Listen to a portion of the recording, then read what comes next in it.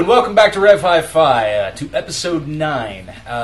Today's going to be a pretty cool episode. We're going to do, hopefully, we're going to have, at the end of this episode, we're going to premiere the newest music video for Kali Ra, Color, which my guest and I made together. Pretty equal partners, I think. Definitely. Although, you know, time scale wise, you spent a lot more time than I did. I just showed up on set and told people what to do.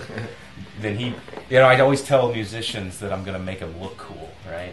That's kind of my catchphrase when I'm talking to them. But you're the guy who makes me look cool.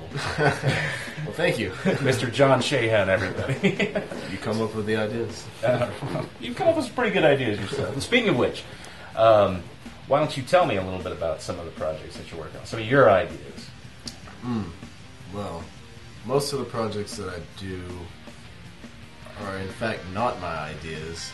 I've only done actually 2 or 3 projects that are truly my actual concept.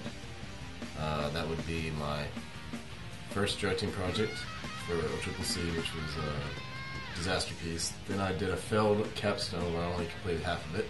We all have one. And then I completed a 3rd project, which I actually like a lot, and I'm gonna grow on that project and do some more stuff with it, and that's called Lover Girl. Oh, yeah. But that's a working title. Yeah. Any other projects in the camp? You know, in the ready to shoot out there? Or? Yes, there should be pretty soon a 4th short film that I directed, written by Mr. Mike Wash, called Baphomet's Remorse, and it too is probably visually my favorite thing that I've done so far, as far as narrative is concerned. Hey man, you made my words look pretty cool.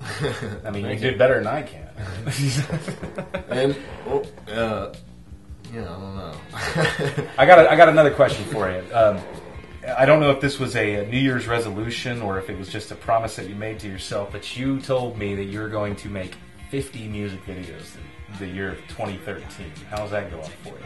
50 commercials and music videos. Oh, variety of either one. So far, that's going pretty good. I've kind of lost count, but I know I've done over a dozen of combined since January. So you've got about at least 35 to 40 more to go?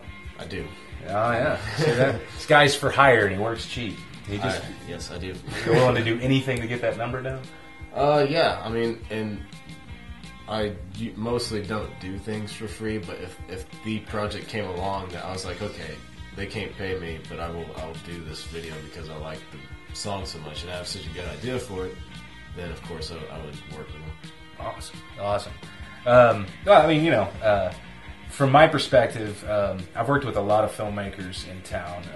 I've had good experiences, I've had bad experiences, and I don't want to sound like I'm kissing your butt or anything, but honestly, you've been the easiest guy I've ever worked with, and thank you. I appreciate all that you do. And personally, and this is a real taste issue, I think some of the work that I've seen of yours, the stuff that you haven't even finished, looks 10 times better than most people's completed projects. So, thank you. You know, that should be known. I know you're a pretty timid guy and don't put yourself out there, but people do need to know that. So, but in which case, you picked a record out of my collection to review on this episode. That being one of my personal favorite records, which is Joy Division's Unknown Pleasures. Why in the world did you pick this record for me to review? Well, it's actually one of my favorite new records as far as I just started listening to Joy Division. I hadn't really gotten into them before.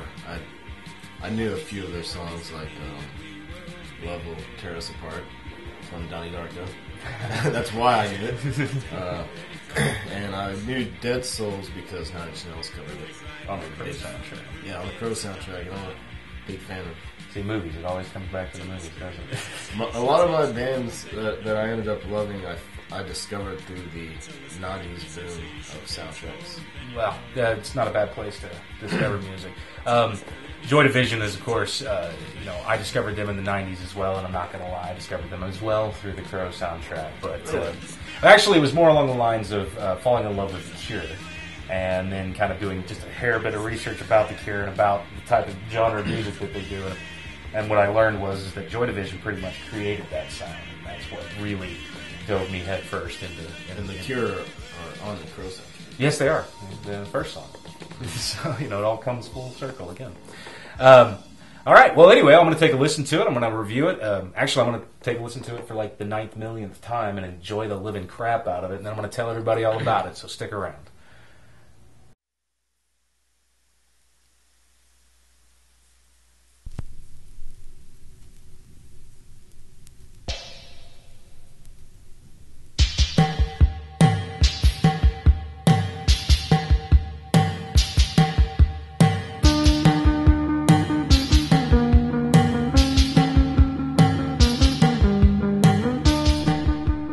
I discovered Joy Division after reading James O'Barr's classic comic, The Crow.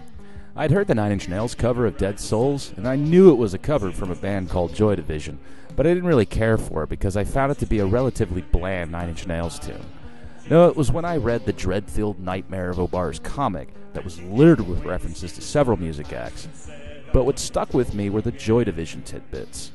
So I hunted it down, and I mean hunted. Joy Division was not exactly easy to find in OKC back in the early 90s. Anyway, what I found was their first full-length album, Unknown Pleasures. Upon first listening to it, my young 14-year-old ears didn't get it.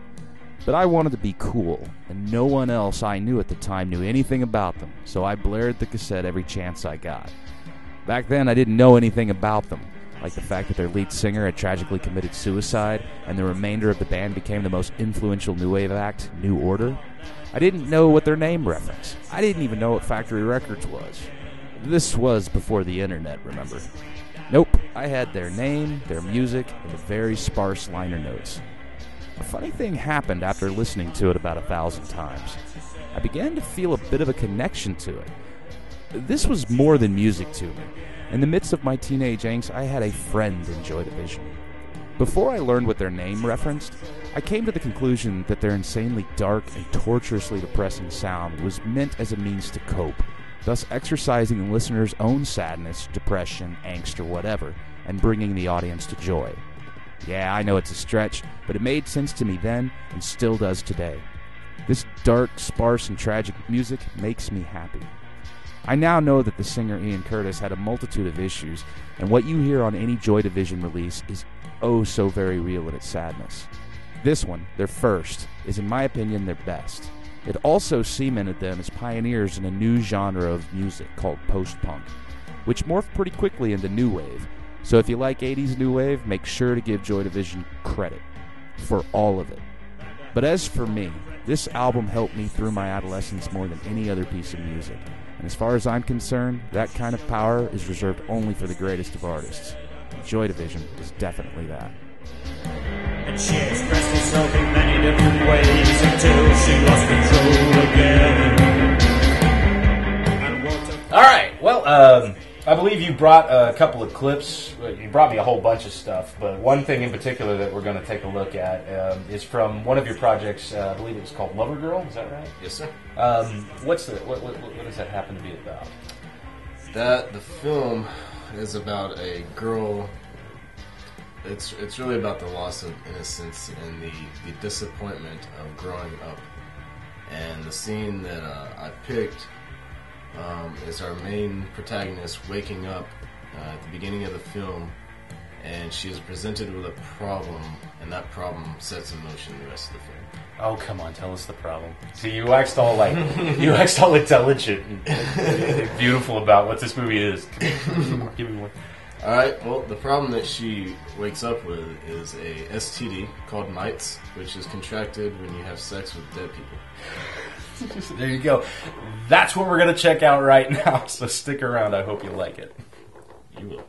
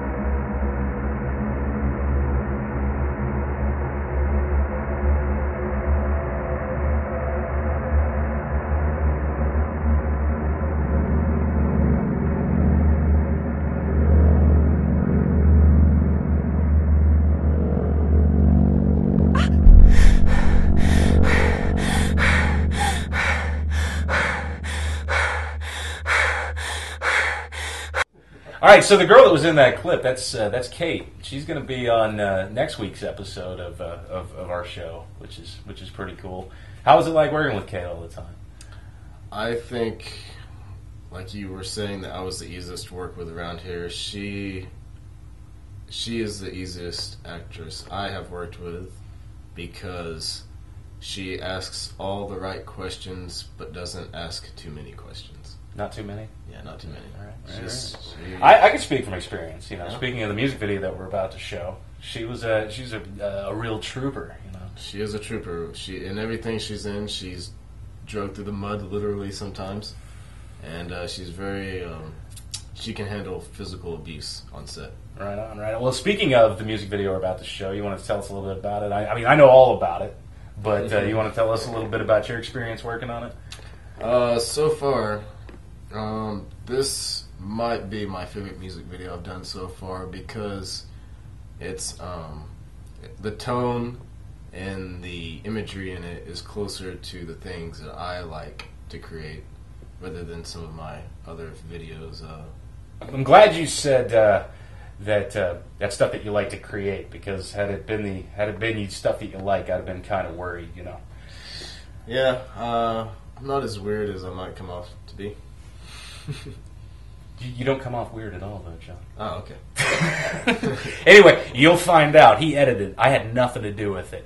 Color Raw Color coming at you. See you next week.